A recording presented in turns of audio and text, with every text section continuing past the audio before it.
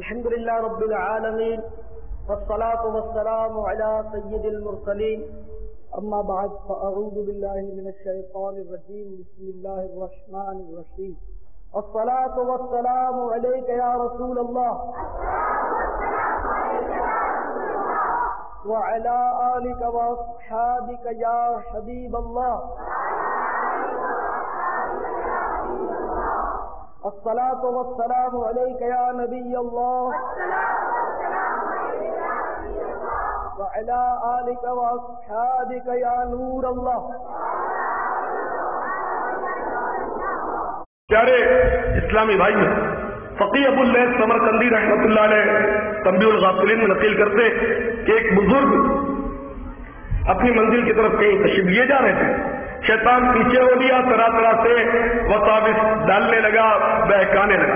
وہ بزرگ عزم و ہمت اور استقلال کا پہاڑ تھے، نہ ہی نہیں. آپ ایک پہاڑ کے قریب بیٹھ گئے اور اللہ کا ذکر شروع کر دیا. شیطان نے اوپر سے بہت بڑا پتھر اس بزرگ کی طرف لڑکا دیا. پتھر لڑکتا ہوا آ رہا تھا اور اس اللہ کے بندے کو دیکھیے کہ ڈرے نہیں، اللہ اللہ کرتے رہے اور ذکر اللہ کی برکت سے وہ پتھر دوسری طرف لڑک کر گر گئے. پھر نماز کی نیت باندھ لی، نماز کی نیت باندھی تھی اور شیطان آ کر سجدے کی جگہ منہ کھول کر سانپ کی شکل میں بیٹھ گیا. آپ پھر بھی نہیں ڈرے، سانپ کے منہ میں سجدہ کر دیا، شیطان ہٹ گیا، سجدہ ہو گیا. اس طرح بہت کوشش کی شیطان نے آپ کو بھڑکانے کی، بہکانے کی. وہ اللہ والے جو تھے وہ واقعی اللہ والے تھے، وہ اللہ والے تھے، بنتے نہیں تھے. آخر کار شیطان ہار گیا، اپنے آپ کو ظاہر کر دیا کہ میں آپ سے دوستی کرنا چاہتا ہوں. واقعی آپ عزم و استقلال کے پہاڑ ہیں. آپ نے بتایا کہ ہٹ دفاع تجھ سے اور میں دوستی کروں، تو میرا دوست ہو نہیں سکتا. پروردگار نے تو فرما دیا بے شک شیطان تمہارا کھلا دشمن ہے، تو جس کو اللہ دشمن بنائے وہ دوست کیسے ہو سکتا ہے. تو شیطان کہنے لگا میں بہت آپ سے متاثر ہوا ہوں، میں آپ کو چند وہ باتیں بتاتا ہوں جن کے ذریعے میں لوگوں کو ٹھانس لیتا ہوں اور بہکا دیتا ہوں. پہلا میرا داؤ بخل، میں بخل کے ذریعے لوگوں کو پھانس لیتا ہوں. جب وہ بخل پر آمادہ ہوتے ہیں تو وہ خوب دنیا جمع کرنے میں مصروف ہو جاتے ہیں. رات دن وہ دنیا جمع کرتے ہیں، ان کی ایک ہی فکر ہوتی ہے، ایک ہی دھن ہوتی ہے کہ ایک دکان سے دو دکانیں کیسے ہو، میری تنخواہ کب بڑھے، میری رینک کب بڑھے، میرا گریڈ کب بڑھے. وہ دنیا ہی کے مطلب چکر میں رات دن متفکر ہوتے ہیں. جب یہ دعا بھی کراتے ہیں کسی بزرگ سے تو یہی کہتے ہیں روزی میں برکت ہو جائے، کوئی ایسا تعویذ مل جائے کہ میرا تنخواہ بڑھ جائے، میرا گریڈ بڑھ جائے. ان کو آخرت کی فکر نہیں ہوتی. تو جو دنیا میں بالکل منہمک ہو جاتا ہے جس کو میں بخل میں ڈال دیتا ہوں، اور واقعی یہ وار کامیاب ترین وار ہے. میں تو بارہا کہتا رہتا ہوں کہ مجھے دن میں کئی ملتے ہیں جو روزی میں برکت مانگتے ہیں. ایمان میں برکت کا کوئی سوال نہیں کرتا، ایمان کی حفاظت کی فکر کسی کو نہیں. صاحب کام دھندے میں دل نہیں لگتا یہ ہر ایک کہتا ہے، نماز میں دل نہیں لگتا، اس کا تعویذ شاید تو مانگے، آپ کو تو پتا ہے. تو بہرحال یہ کہ شیطان نے بخل کے ذریعے واقعی ہم سب کو مطلب یہ کہیں کا نہیں چھوڑا، سب نے اس میں تقریباً بخل ڈال دیا. دوسرا میرا وار حسد، حسد کے ذریعے میں لوگوں کو گمراہ کر دیتا ہوں. اور شیطان کہتا ہے کہ جب میں حسد ڈال دیتا ہوں کسی میں تو ایسا ولی کہ جو اپنی کرامات سے مردے تک زندہ کرنے لگے، جب اسے میں حسد میں مبتلا کرنے میں کامیاب ہو جاتا ہوں تو چاروں خانے چت کر دیتا ہوں، اس کی ولایت وغیرہ سب ختم خراب ہو. نشہ، تیسرا ہتھیار نشہ. جب کسی کو نشے میں مبتلا کر دیتا ہوں، نشہ کرنے والے غور سے سنو، جب میں کسی کو نشے میں مبتلا کر دیتا ہوں نا تو اس کا جس طرح بکری کا کان پکڑ کے چلایا جاتا ہے، میں میرے پکے دوست نشہ کرنے والے کا کان پکڑ لیتا ہوں اور جیسا چاہتا ہوں کھینچ کے چلاتا ہوں. دیکھیں نشہ کرنے والے کو نہ ماں کا ہوش ہوتا ہے نہ بہن کا ہوش ہوتا ہے، پیتا کم ہے ادھم زیادہ مچاتا ہے نشہ جو کرتا ہے. تو بہرحال یہ کہ جو نشہ کرتا ہے دنیا میں بھی ذلیل ہوتا ہے. لوگ اگر سلوٹ بھی کرتے ہیں تو آپ کی بدمعاشی سے، آپ کے لچا پن سے ڈر کے کرتے ہوں گے، ورنہ عزت نشہ کرنے والے کی دل میں کسی کو نہیں ہوتی، وہ ذلیل ہوتا ہے، چہرے سے نور اڑ جاتا ہے. اور بڑی خرابیاں آپ کو تو پتا ہے، جو بیچارے اس میں پھنس جاتے ہیں، وہ نکلنا چاہتے ہیں تو بھی ان کے لیے نکلنا بھی بڑا دشوار ہو جاتا ہے، لیکن اللہ کی رحمت سے مایوسی کی ضرورت نہیں، یہاں آیا کرو انشاءاللہ، جب آقا کی محبت کا نشہ چڑھ جائے گا سارے نشے اتر جائیں گے انشاءاللہ۔ طیبہ سے منگائی جاتی ہے، سینوں میں چھپائی جاتی ہے، توحید کی میں پیالوں سے نہیں نظروں سے پلائی جاتی ہے، الحمدللہ۔ اچھا، ایک اور ہتھیار شیطان نے بتایا، غصے کے ذریعے بھی میں اچھے خاصے کو اپنا مطلب گروی دہ بنا لیتا ہوں اور اس سے جو چاہتا ہوں کام لے لیتا ہوں۔ جب کسی کو غصہ آتا ہے تو میں اچھل کر اس کے دماغ میں گھس جاتا ہوں، اور جس طرح بچے گیند کو اچھالتے اس طرح غصے والے کو میں اچھالتا ہوں۔ آپ نے دیکھا ہوگا جب غصہ آتا ہے کر کے واپسی نے چڑھاتا ہے، یہ اچھلتا ہے، جھاگ اڑ رہا ہے، بولنا کچھ چاہتا ہے، منہ سے نکلتا کچھ ہے۔ آپ نے غصے والوں کو دیکھا ہوگا، یہ برتن جو آیا دیوار سے مارا، یہ اسپیکر ادھر پھینکا، اپنا سر دیوار سے ٹکرا دیا، اگر زیادہ ہی بے رکوع ہے تو اپنے آپ کو مارنا شروع کر دیتا ہے۔ میں ایسے ہی عرض کرتا ہوں اس کو سمجھانے کے لیے کہ اگر کوئی غصیلا بھائی بیٹھا ہے تو وہ سوچے کہ میں کیسا کارٹون لگتا ہوں غصے میں، کہ اس کی فلم اتار دی جائے جب وہ اپنے آپ کو مار رہا ہو اور دیوار سے ٹکرا رہا ہو، پھر اس کو جب یہ پرسکون ہو اور موڈ میں ہو تو اس کو اس کی فلم دکھا دی جائے۔ خیر آئینہ ان کو دکھایا تو برا مان گئے، کہتے ہیں برا تو لگے گا، لیکن واقعی ایک بار برا تو لگے گا، لیکن اس کے مطلب ہوش ٹھکانے آ جائیں گے کہ میں ایسا کارٹون لگتا ہوں اچھا خاصا سمجھدار آدمی ہو کر۔ تو غصہ جب بندے کو آتا ہے تو شیطان اچھل کر دماغ میں آ جاتا ہے اور اس سے اس طرح کھیلتا ہے جیسے بچے گیند کھیلتے، خوب اچھالتا ہے، خوب اچھل خوش ہوتا ہے، اور غصے میں کسی کو مار دے وہ تو کہے گا تو دے گالی، وہ تیرے کو مارے، پھر دائیں دائیں چل بھی جاتی ہے غصے میں، خنجر اور چاقو باہر آ جاتے ہیں، پتہ نہیں کیا کیا ہو جاتا ہے۔ تو بہرحال یہ کہ غصے پر کنٹرول کرو گے تو بیڑا اس بار انشاءاللہ۔ میرے پیارے آقا صلی اللہ علیہ وسلم فرماتے ہیں کہ غصہ شیطان کی طرف سے، اور شیطان آگ کا بنا ہوا ہے۔ دیکھیں غلط فہمی بہت ہے لوگوں کو، وہ سمجھتے ہیں شیطان فرشتہ ہے، شیطان فرشتہ نہیں، شیطان معلم الملکوت تھا اپنے علم و عمل کی بنیاد پر، لیکن اس نے اللہ تعالیٰ کا حکم نہیں مانا تو یہ اتنا بڑا علامہ تھا اس کو، اور اللہ تعالیٰ نے لعنتی الی یوم الدین کہہ کر کہ تیرے گلے میں ہمیشہ کے لیے لعنت کا تو اس کو مطلب لگا دیا، انکا رجیم، تو ہماری بارگاہ سے مردود ہے، رندا ہوا ہے، نکال دیا۔ تو بہرحال یہ کہ شیطان کی طرف سے غصہ، اور شیطان جن ہے فرشتہ نہیں، آگ کی پیدائش۔ تو میرے آقا مولا صلی اللہ تعالی علیہ وسلم فرماتے ہیں کہ غصہ شیطان کی طرف سے، شیطان آگ کا بنا ہوا ہے، لہذا آگ جو ہے وہ پانی سے بجھتی ہے، تو تم میں سے کسی کو غصہ آئے تو وضو کر لو، غصہ ٹھنڈا ہو جائے گا انشاءاللہ۔ غصہ ہے کھڑا ہے تو لیٹ جائے، زمین سے چپٹ جائے، غصہ ایک حدیث میں غصہ ہے تو خاموش ہو جاؤ۔ واقعی یہ بڑا کامیاب غصہ روکنے کا طریقہ، غصہ آ جائے کر کے تو ایک دم آپ خاموش ہو جائیں۔ آپ بولو گے تو گالی نکلے گی، بددعا نکلے گی، اور بات بگڑے گی، اگلے کو غصہ آئے گا۔ آپ ایک گالی دو گے وہ 7 پشتوں کو سنائے گا اگر سبھی ہوا تو، پھر وہ آپ کو مارے گا، آپ کا غصہ آپ کو پٹوا دے گا، شیطان تالیاں بجائے گا۔ تو غصہ آئے تو چپ ہو جاؤ، سکوت، نعرہ چپ، بس ہوٹ آپ نے سی دیے، غصہ ختم انشاءاللہ۔ اعوذ باللہ من الشیطان الرجیم پڑھو کہ میں شیطان رجیم سے پناہ مانگتا ہوں، انشاءاللہ اس طرح بھی غصہ دور ہوگا۔ تو یہ کہ کوشش کرنی چاہیے کہ غصہ نہ، ہاں جہاں حق ضائع ہو رہا ہو، حق یعنی اسلام کی حدود توڑی جا رہی ہو، وہاں غصہ آنا چاہیے، لیکن وہاں نہیں آتا۔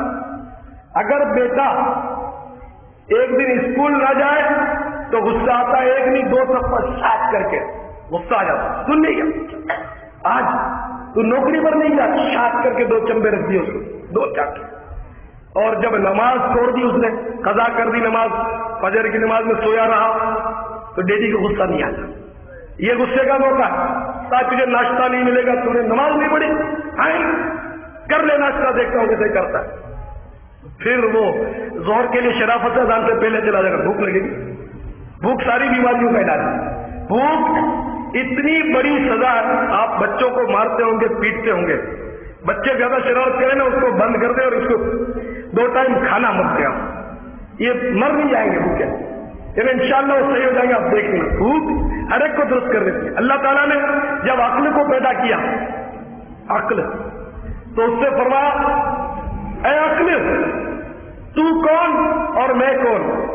اس نے عرض کی یا اللہ میں کمزور ضعیفہ بندی، عاجز بندی، اور تو معبود.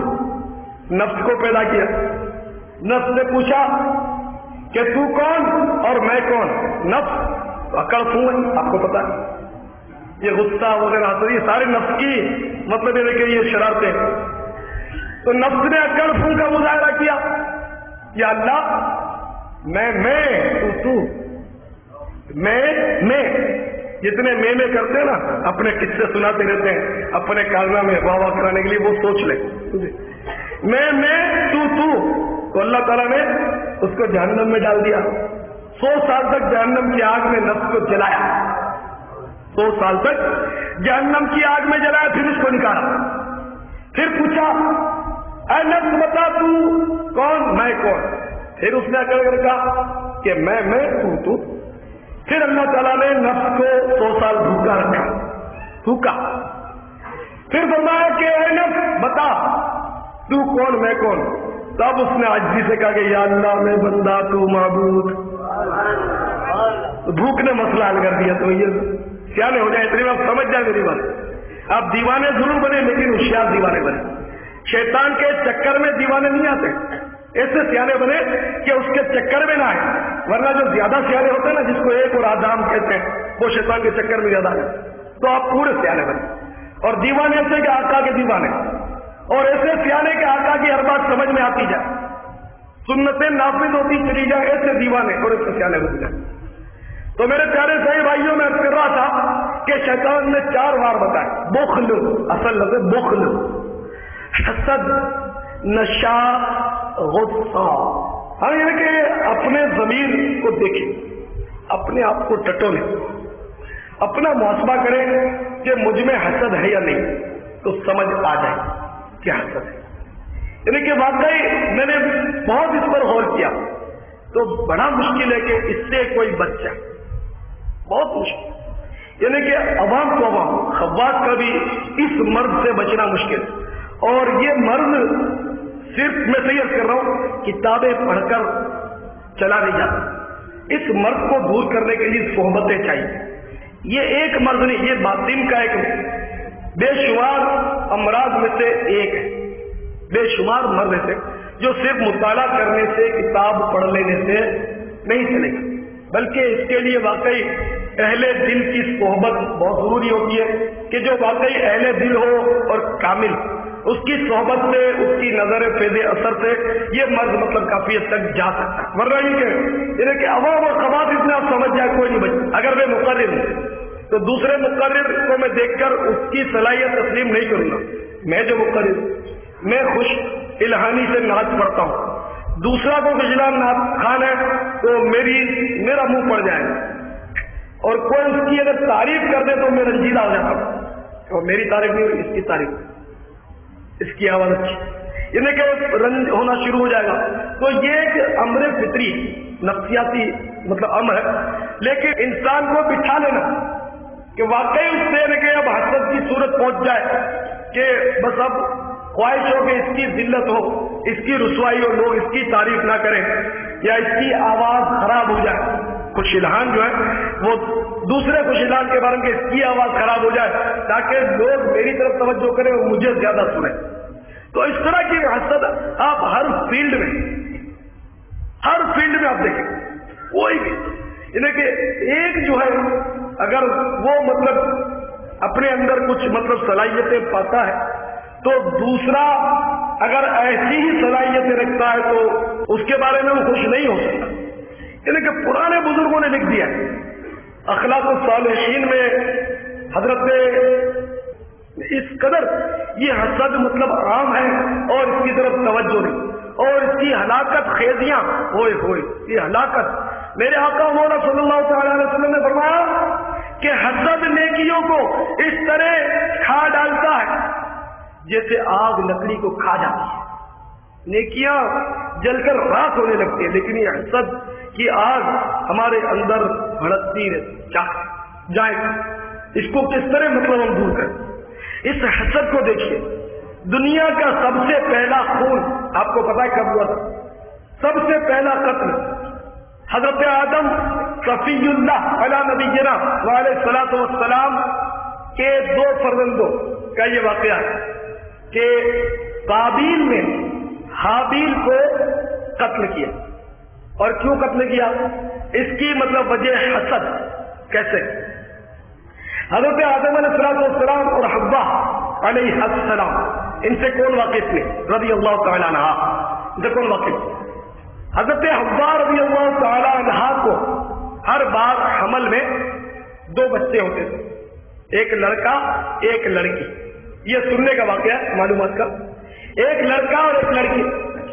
تو ایک حمل کے لڑکے سے دوسرے حمل کی لڑکی کا نکاح ہوتا تھا، اور اسی طرح اگلے حمل کی لڑکی سے آئندہ حمل کا جو لڑکا ہوتا تھا اس کا نکاح ہوتا تھا. بھائی بہن کا نکاح جائز تھا اس وقت، اب حرام ہے. اب کوئی حلال مانے تو کافر ہو جائے، کیونکہ وہ شریعت ساری اب منسوخ ہے.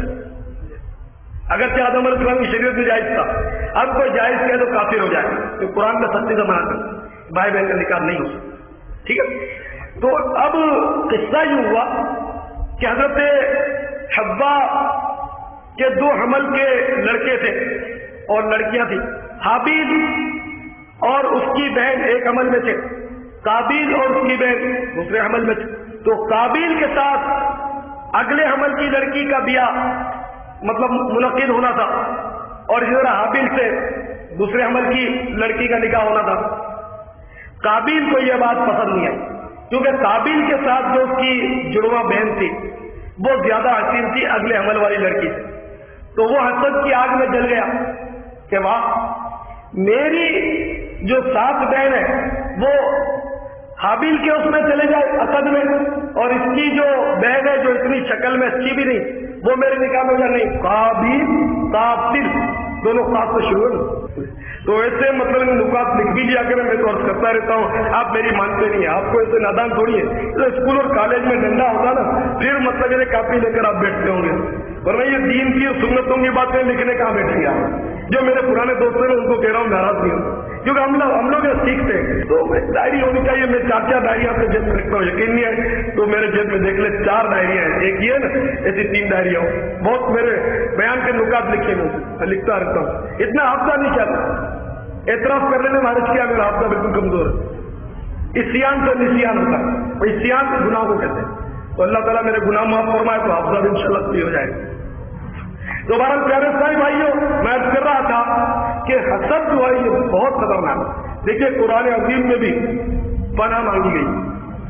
وَمِن شَرِّ حَاسِدٍ إِذَا حَسَدَ، سورہ فلق کی آخری آیت. وَمِن شَرِّ حَاسِدٍ إِذَا حَسَدَ، انہیں پناہ مانگی جا رہی ہے. پناہ مانگو. انہیں اللہ تعالیٰ نے اپنے پیارے حبیب صلی اللہ علیہ وسلم کو سکھایا کہ پناہ مانگو. وَمِن شَرِّ حَاسِدٍ إِذَا حَسَدَ، حاسد کے شر سے، حاسد کے شر سے جب وہ حسد کرے. ایک نے میرے آقا مولا صلی اللہ علیہ وسلم پر جادو کر دیا. حسد ہی کا تو یہ نتیجہ تھا، اس نے جادو کر دیا، جادو نے اپنا اثر دکھایا. دیکھیے لوگ کہتے ہیں صاحب مجھ پر جادو اثر نہیں کر سکتا، ایسے ہی باتیں ٹونے ٹوٹکے کی میں کیسی بات. قرآن سے ثابت ہے جادو کا وجود قرآن سے ثابت ہے، انکار نہیں کر سکتے. موسیٰ علیہ السلام کے مقابلے پر بھی تو جادوگر آئے تھے، سب نے رسیاں پھینک دی. قرآن میں ذکر نہیں پڑا، سب نے رسیاں پھینک دی، وہ سانپ بن کر ادھر ادھر پھرنے لگے. تو پھر موسیٰ علیہ السلام نے ایسا ڈال دیا، بہت بڑا اجزا بن گیا اور سارے سانپوں کو نکل گیا. ہے نا جادو کا. تو سحر کا ذکر قرآن شریف میں موجود ہے. تو اسی طرح حضور علیہ السلام پر بھی جادو ہوا، تفسیروں میں جادو ہوا. اور پھر اللہ تعالیٰ نے اپنے پیارے حبیب صلی اللہ علیہ وسلم کو جادو کے اثر سے بچانے کے لیے سبب اللہ تعالیٰ خالق اسباب، اس نے سورہ فلق اور سورہ ناس نازل فرمائی. ان کو معوذتین، کسی کو نظر لگ جائے، جادو ہو جائے، بچہ سوتا نہ ہو، چوٹ پڑتا ہو، بچہ روتا رہتا ہو، تو اس طرح کے یعنی کہ بچوں کے لیے نظر لگ جاتی ہو، نظر لگ چکی ہو، تو یہی معوذتین یعنی سورہ فلق اور سورہ ناس 3 بار پڑھ لیں، اول آخر درود شریف پڑھ لیں اور بچے کو دم کر دیں. اللہ نے چاہا تو نظر کا اثر جاتا رہے گا، جادو ہے تو انشاءاللہ وہ اتر جائے گا اللہ نے چاہا. تو وہ مطلب ہے کہ صورتیں نازل ہوئی فلق اور ناس، ان دونوں صورتوں میں 11 آیتیں. تو میرے آقا مولا صلی اللہ تعالیٰ علیہ وسلم ایک آیت پڑھتے گئے تو ایک گرہ کھلتی رہی. جب فلق اور ناس پوری آپ نے تلاوت فرما لی تو جادو کے اثر سے آپ چھوٹ گئے. جیسے لوگ کرتے ہیں ارے میرا کوئی بال بیکا نہیں کر سکتا، بڑی بدماشی کرتے ہیں، اور بدماشوں کو تو اکثر دیکھا کمزور لوگ مار دیتے ہیں، پھر وہ بڑے ہوتے ہیں بیچارے. تو مطلب یہ کہ میں نہیں ہے، انا نہیں، میں جو بکری میں کرتی ہے، آپ کو پتا ہے وہ قصاب کی چھری کے نیچے آئی جاتی ہے. تو میں نہ کیجیے، آج سے کیجیے کہ سب کچھ ممکن ہے. کوئی مار بھی سکتا ہے، کوئی گولی بھی چلا سکتا ہے، کوئی کاٹ بھی سکتا ہے، کوئی جادو بھی کر سکتا ہے، سب کچھ ہو سکتا ہے، سب ممکن ہے. تو اللہ تعالیٰ محفوظ رکھے اور آپ سکتے ہیں ہمیں، اور عاجزی نصیب فرمائے. تکبر اور ایٹ اور اکڑ یہ نہیں چلتی. اکڑنے والا جب پٹائی ہوتی ہے نا اس کی تو زیادہ نظر ہوتی ہے. چوٹ جسم کی کم لگتی ہے، دل کی چوٹ زیادہ لگتی ہے کہ یار میں اتنا اکڑتا تھا، اب میری عزت کا کیا ہوگا، لوگوں کو کیا منہ دکھاؤں. ایسے تکڑے لوگوں کو بعض اوقات سوکھے جو لڑکے ہوتے ہیں وہ ایسا مارتے ہیں کہ دیکھ لیتا ہوں. یہ ماردار اچھی نہیں، لیکن میرے شیر پر سوا سے روکا ہے. تو یہ اکڑنا اور تکبر کرنا اچھا نہیں. جیسے کسی بزرگ کا کول ایک صاحب اکڑے ہوئے جا رہے تھے، نوجوان یوں اکڑ کر جا رہے تھے. آپ نے فرمایا کہ وہ اکڑنے والے تیرے پیٹ میں پاخانہ بھرا ہوا، کیا اکڑنا ہے، سارا گن تیرے پیٹ میں اس کو اکڑنا. تو یہ اکڑنا اچھا نہیں، اللہ کو پسند نہیں، آجزی پسند. تو آجزی اچھی، اپنی اوقات پر انسان غور کرے کہ میں کیا ہوں، میں کیا پھولوں اور کیا اثر. آجزی اللہ تعالیٰ کو آجزی پسند ہے. من تواضع للہ فقد رفعہ اللہ، کہ جو اللہ کے لیے آجزی کرتا ہے اللہ تعالیٰ اس کو بلندی عطا کرتا ہے. تو بہرحال پیارے صاحب بھائیوں، حسد کا تکبر کا انجام بہت برا ہوتا ہے. کیمیا سعادت میں امام غزالی رحمۃ اللہ تعالی علیہ فرماتے ہیں کہ ایک بادشاہ، اس کا ایک مصاحب تھا ندیم. یہ ندیم نام ہوتا ہے، ندیم مانے مصاحب، درباری، صحبت میں رہنے والا. تو ایک بادشاہ کا ندیم تھا، صحبت میں رہنے والا تھا بیچارہ. وہ بڑا نیک آدمی تھا اور اکثر و بیشتر بادشاہ کو نصیحتیں کیا کرتا تھا. اور سادہ سا بادشاہ اس سے بہت خوش تھا، بہت محبت کرتا تھا. عام طور پر یہ خاص کر یہ نصیحت ضرور کرتا تھا کہ احسان کرنے والے کا بدلہ دو، برائی کرنے والے کے ساتھ برائی مت کرو، کہ برائی کرنے والا آخر کار اپنے انجام کو خود ہی پہنچ جاتا ہے، کیفر کردار تک پہنچ جاتا ہے. یہ قول خاص کر کے وہ بولتا تھا.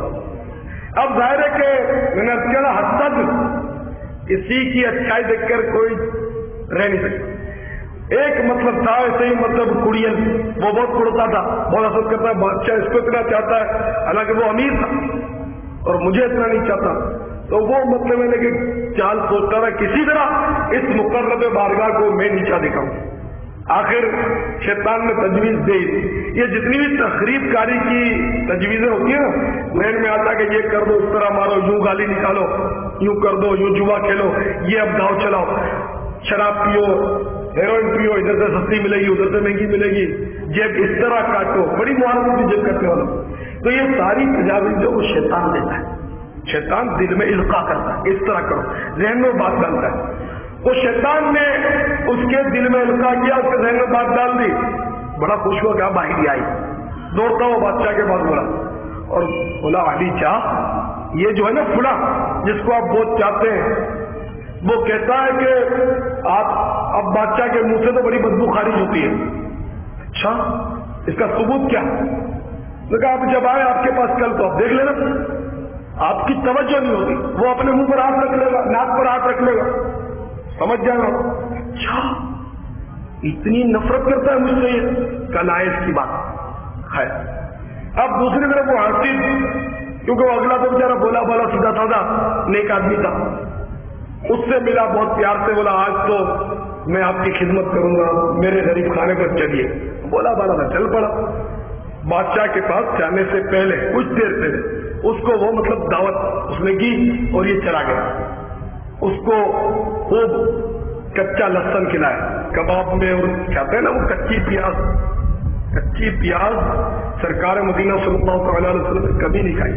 کچی پیاز, کچا لہسن, کچی مولی, یہ منہ میں بدبو کرتی ہے.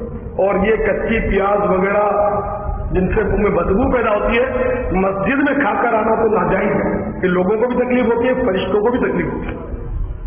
البتہ ویسے ہی کچی پیاز ناجائز نہیں, کھا سکتے ہیں, لیکن یہ کہ عشق یہی ہے کہ آقا کو ناپسند کرنا, مرضی آپ کی, مگر شرن جائز ہے, ناجائز مت سمجھنا. مرنا یہ پوری بات نہیں سننا, ادھر ادھر گھومتے رہتے نا تو بس ہاں الیاس قادری نے کچی پیاز کھانے کو منع کیا. میں جو بات کہتا ہوں اس کو کہتے ہیں حضور فرماتے ہیں صلی اللہ علیہ وسلم. یہ سرکار مدینہ صلی اللہ علیہ وسلم نے فرمایا کہ جو میری طرف جھوٹی بات منسوخ کرتا ہے وہ اپنا ٹھکانہ جہنم میں بنا دے. الامان تو مبلغین کو تو ویسے احتیاط کرنی چاہیے جب تک یقین نہ ہو کہ یہ سرکار کا ارشاد ہے صلی اللہ علیہ وسلم. آپ یہ کہہ دیں کہ منقول ہے, یعنی کہ منقول ہے, نقل کیا گیا ہے, تو اس سے آپ کی جان چھوٹ جائے گی. حدیث ہے تو بھی صحیح, تو حرج نہیں ہے. حدیث نہیں ہے تو آپ کی بچت ہوگی. آپ نے منقول کا سرکار کا ارشاد نہیں کہا. ہر بھائی مبلغ ہونا چاہیے کہ حدیث شریف میں آپ بلغوا عنی ولو آیۃ, میری طرف سے پہنچا دو اگرچہ وہ ایک ہی آیت ہو. تبلیغ مانے پہنچا, مبلغ مانے پہنچانے والا. تو بہرحال پیارے صحیح بھائیوں میں کر رہا تھا کہ اس نے خوب اس کو کچا لہسن کھلا دیا. جب کھانے کے بعد وہ بادشاہ کے قریب پہنچا تو چونکہ اس کو بادشاہ سے بڑی محبت تھی, کچا لہسن کھانے کی اس کو احساس تھا کہ میں نے کھایا تو بدبو آتی ہے اس میں, کچی پیاز کچا لہسن کھائیں تو آپ کو تجربہ نہ ہو تو کسی کو کھلا کر اس کے منہ کے قریب آپ منہ لے جانا تو آپ کو پتا چل جائے گا کہ یہ پیاز کیوں میرے آقا نہیں کھاتے تھے. کچی پیاز اتنی بدبو ہوتی ہے, کوئی کھا کر آتا ہے نا, صحیح بات یہ ہے مجھے تجربہ ہے, کوئی کھا کر آتا ہے نا قریب تو موڈ خراب ہوتا ہے, فوراً پتا چلے, بڑا عجیب سی بدبو ہوتی ہے. تو اس نے غریب نے یہ سوچ کر کہ بادشاہ سلامت کو میرے منہ کی بدبو سے تکلیف پہنچے گی, تو بادشاہ جب قریب پہنچا تو میں منہ پر ہاتھ رکھ لیا. اب وہ حسد کی بات تھی, اس نے کہہ دی تھی تو بولا اچھا اس نے ناک پر رومال رکھا ہے. اب منہ پر رکھیں گے تو ناک بھی ڈھک جاتی ہے نا, تو یہ اس طرح صحیح بات ہے. اس نے صحیح کہا, واقعی میرے منہ سے بدبو کا اس کو مطلب نہیں کہ وہ گمان ہے. ٹھیک ہے, بادشاہ نے ایک تحریر لکھی. بادشاہ کی عادت تھی کہ ہمیشہ کسی کو انعام سے نوازنا ہوتا تھا, خلعت دینی ہوتی تھی, تو اس کے لیے تحریر روانہ کرتا تھا. تو اب پہلی بار اس نے قتل کی تحریر لکھی, اس کو نہیں بتایا, اور اس کو پتا تھا خلعت کی تحریر ہوتی ہے, نہ اس کو بتایا تم نے ہاتھ کیوں رکھا. بس بادشاہ غصہ آ گیا تھا. اب وہ تو پہلے بادشاہ تو ایسے ہوتے تھے جس سے راضی ہوتے تھے اس کو راج پاٹ دے دیتے, جس سے ناراض ہوتے اس کی گردن اڑا دیتے تھے. تو بادشاہ نے وہ تحریر لکھی کہ فلاں کے پاس چلا جا. اس کو لکھا کہ حامل رکا حاضا, جیسے ہی تمہارے پاس آئے اس کی گردن اڑا دو اور اس کی کھال میں گھس بھر کے میرے پاس دے. لکھ دی تحریر, اس کو کور میں ڈال کر پکڑا دی. وہ سمجھا کہ مجھے خلعت مل رہی, سیدھا آدمی تو تھا ہی, لیکن واقعی آج بادشاہ زیادہ ہی خوش ہے, اور آج اپنے کو خلعت مل رہی, لیکن اس کو پتا نہیں تھا اندر کیا لکھا ہوا, نہ اندر کسی کا نام لکھا تھا, بس آنے والے کو حامل رکا حاضا, رکا لے کر آ رہا ہے اس کو کاٹ دو. اب جب یہ باہر نکلا تو دیکھیں خدا کا کرنا ایسا ہوا کہ وہی حاضر اس کو مل گیا. اس کے چہرے میں خوشی کے آثار دیکھے, وہ سمجھا مجھے انعام مل رہا ہے. تو اس حاصل نے کہا کہ کیا بات ہے, بولا آج تو بادشاہ کچھ زیادہ ہی مجھ پر خوش ہے, یہ دیکھ مجھے خلعت مل رہی ہے. تحریر میں یہ کور پہ ایک مور بند دکھایا, اس کو بھی پتا تھا وہ امیر تھا, کہا واقعی ہے تو یہ انعام نامہ خلعت ملے گی. تو اس کے منہ میں پانی بھرایا. اس نے حافظ نے اس کو منت کی کہ تو اللہ والا آدمی, تو کیا کرے گا انعام کو, تو میرے بدلے دے یار. تو وہ واقعی اللہ والا سوچا, چل یار تو راضی ہو جائے, تو خوش اپن خوش. اب یہ جھومتا جھامتا جا کر اس کو دیا بادشاہ کے اس خاص جو مقرر تھے ان خط پہنچا. خط جب اس نے کھولا, بلایا جلاد کو, پکڑ لے اس کو. ارے اس نے کہا کہ مجھے بادشاہ نے انعام بھیجا ہے. بولا نہیں, اس میں دیکھ یہ لکھا ہے کہ جو یہ پرچی لے کر آ رہا ہے اس کی گردن اڑا اور اس کی کھال میں گھس بھرو. تو ہم تو صاحب ارے بادشاہ سے پوچھو, میں تو خاص آدمی ہوں, تو خاص ہو یا ہم ہو, مگر ہمیں تو یہ حکم ہے. اس کی اڑائی گردن اور اس کی کھال میں بھرا بھوسا. یہ سچا واقعہ ہوگا, امام غزالی رحمۃ اللہ نے نقل کیا. تو بڑے اس طرح کے ہوتے تھے واقعات. باہر یہ کہ بھوسا بھر دیا. دوسری طرف جب دوسرے دن وہی شخص, وہ اللہ والا, اس کو تو کچھ پتہ ہی نہیں تھا بیچارہ, وہ بادشاہ کے پاس پہنچا, دعا سلام ہوئی. تو بادشاہ کا بکا رہی ہے, تو یہاں کیسے, خیریت؟ بولا تو نے وہ پرچہ کیا تجھے جو میں نے رکا لکھا تھا؟ بولا حضور وہ خلط نامہ جو آپ نے عنایت فرمایا تھا, تو وہ فلاں کو میں نے راستے میں مل گیا, اسے منت دی تو میں نے اس کو دے دیا. بادشاہ چمبے میں پڑ گیا, بولا اس کا تو بیڑا غرق ہو گیا اس کا تو. پھر بادشاہ کو حیرت تو ہوئی نہیں, بولا کہ آخر چکر کیا, تو بتا. تیرے بارے میں اس شخص نے مجھے یہ کہا تھا کہ تو مطلب یعنی کہ میرے منہ میں بدبو آتی ہے, ایسا تو مجھ پر الزام کرتا ہے, اور اسی لیے تو نے منہ پر کل ہاتھ بھی رکھا تھا, رومال رکھا تھا.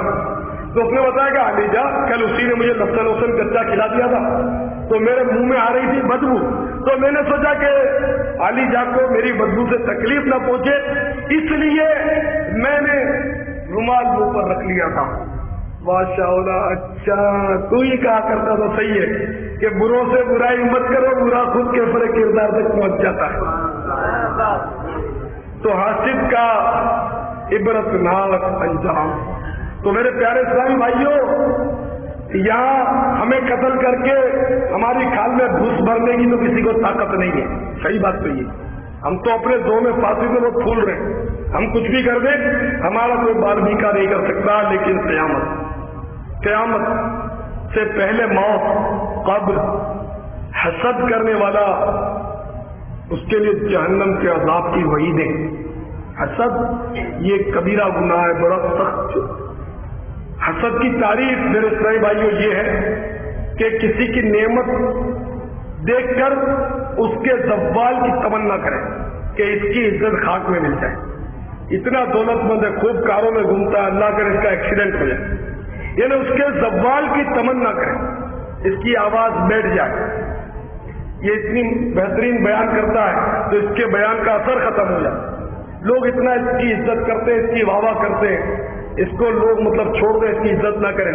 یعنی اس کے زوال کی تمنا کرنا اگلے کو جو نعمت ملی.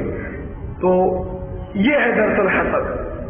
اور غبطہ یا رشک اس کو کہتے ہیں کہ اگلے کی نعمت دیکھ کر واقعی احساس تو ہو, لیکن وہ احساس کیوں ہو کہ مجھے بھی ایسی ہی نعمت مل جائے. اس کے زوال کی, اس کی نعمت کے گرنے کی تمنا نہ کرے, بلکہ یہ تمنا کرے کہ مجھے بھی اس جیسی نعمت مل جائے اور اس کو بھی برکت مل جائے, اس کی ضائع نہ ہو, کم نہ ہو. تو یہ غبطہ رشک یہ جائز اور وہ حرام. تو اللہ تبارک و تعالی ہم سب کو حسد سے خصوصیت کے ساتھ محفوظ و مامون رکھے. مجھے اپنی اور ساری دنیا کے لوگوں کی اصلاح کی کوشش کرنی ہے.